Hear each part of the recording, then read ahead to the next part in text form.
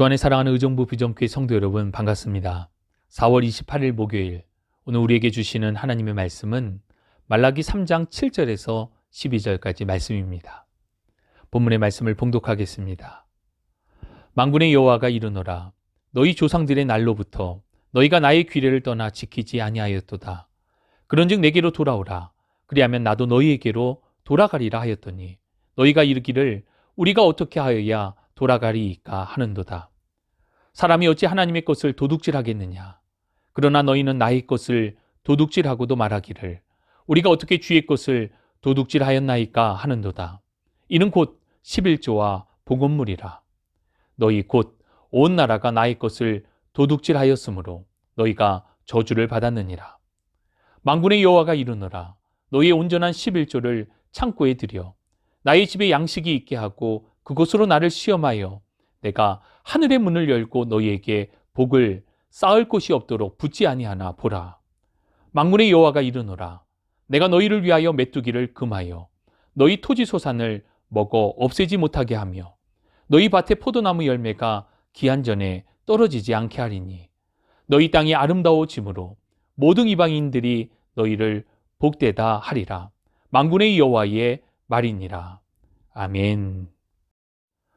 농촌교회를 평생 섬기고 있는 한 목사님에게 아들이 하나 있었습니다. 가끔 도시에 사시는 목사님의 친구분들이 교회를 방문하셔서 고등학생 아들에게 용돈을 주곤 하였습니다. 용돈으로 10만 원을 주고 가면 그 아들은 10,000원은 11조, 8만 원은 감사원금으로 바치고 10,000원만 자신의 용돈으로 썼습니다. 그것을 바라보는 엄마, 그러니까 사모님은 항상 마음이 불편했다고 합니다. 11조와 감사원금을 각 1만 원씩 하고 8만 원을 용돈으로 쓰면 좋을 텐데 아들은 항상 그런 식으로 하나님을 섬겼습니다. 아주 가끔은 어려운 집안 형편은 전혀 헤아리지 않고 돈만 생기면 하나님께 다 바쳐버리는 아들에게 원망스러운 마음이 들기도 하였답니다. 그러한 마음을 안고 교회에서 기도하며 사모님은 펑펑 울었다고 합니다. 가난한 목사의 아내인 자신의 처지가 안타깝고 아들이 하나님께 드린 돈을 아까워한 자신이 미워서 울고 또 울었다고 합니다. 기도하며 위로해 주시는 하나님의 마음은 하나님께서 아들의 마음을 기쁘게 받으셨다는 것이었습니다. 이 사모님은 자신보다 믿음이 좋은 아이로 인해 하나님께 감사하며 또 울었다고 합니다. 오늘 본문은 온전한 11조에 관한 본문으로 잘 알려져 있습니다. 하지만 본문을 통해 우리가 주목해야 하는 것은 10분의 1의 물질이 아닌 하나님께로 향한 마음임을 기억하며 본문을 함께 살펴보기 원합니다. 본문 7절에 하나님의 말씀을 떠나 지키지 않는 백성들을 향하여 주님이 말씀하십니다. 내게로 돌아오라. 그렇게 사랑으로 부르시는 하나님의 음성에 백성들은 이렇게 답을 합니다. 우리가 어떻게 하여야 돌아가리이까? 백성들의 이 질문은 그리 좋은 질문은 아닙니다. 왜냐하면 백성들은 자신들의 신앙적 현 주소를 잘 알지도 못하고 또 어쩌면 이 모든 것에 대한 책임을 하나님께 전가하는 질문으로 보이기 때문입니다. 앞서 하나님께서 내게로 돌아오라 말씀하실 때에 백성들의 불순종에 대하여 말씀하시며 다시금 하나님께로 돌아올 것을 말씀하셨기에 그들은 주의 음성에 순종함으로 반응하면 되는 것입니다. 우리가 어떻게 하여야 돌아가리이까? 질문하는 백성들을 향해 하나님께서는 8절 이하에 온전한 11조에 대한 말씀을 주십니다. 8절입니다. 사람이 어찌 하나님의 것을 도둑질하겠느냐?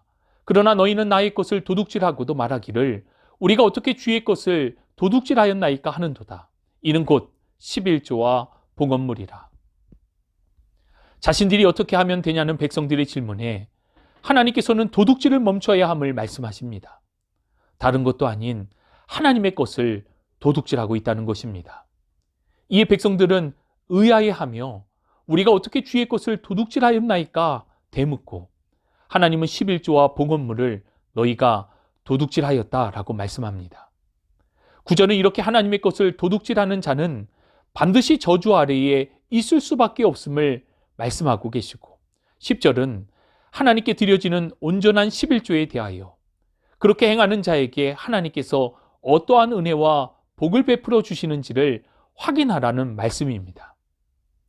11조는 단순히 10분의 1, 곧 일부분이라는 개념이 아니라 10분의 10을 대표하는 10분의 1의 역할을 말합니다. 즉 11조는 모든 것이 하나님으로부터 왔음을 인정하며 만물이 모두 하나님의 것이기에 오로지 하나님의 그 은혜로만 살아갈 것에 대한 신앙의 고백인 것입니다. 이렇게 온전한 11조를 하는 자에게 약속하신 하나님의 복이 본문 10절로 12절에 기록되어 있습니다. 첫 번째, 하나님께서는 하늘의 문을 열어주실 것을 약속하셨습니다. 하늘의 문을 열어주신다라는 표현은 풍부한 비를 주셔서 풍성한 소출을 주실 것에 대한 약속으로 우리의 필요를 따라 채워주실 것에 대한 약속의 말씀입니다. 두 번째 11절을 보면 메뚜기로부터 토지의 소산을 지켜주실 것과 밭의 소출의 열매를 지켜주실 것을 약속하셨습니다. 이는 외부의 여러 가지 악재들로부터 까먹게 되거나 어려움을 당하지 않도록 지켜주신다는 약속입니다. 그렇습니다. 풍요로움 그 자체도 중요하지만 그 모든 소유에 대하여 하나님께서 안전함으로 지켜주시겠다는 은혜의 복을 약속하신 것입니다. 현재의 상황은 하나님의 것을 도둑질하여 저주 아래에 있지만 하나님의 것을 하나님의 것으로 구별하여 온전히 드리게 되면 12절 모든 열방이 선망하는 복을 주실 것에 대한 회복의 약속을 주셨습니다.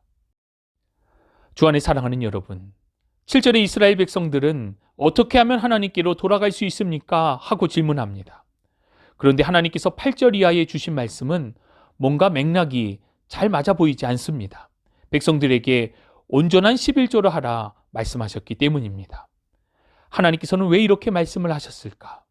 하나님이 돈이 필요해서일까? 그렇지 않습니다.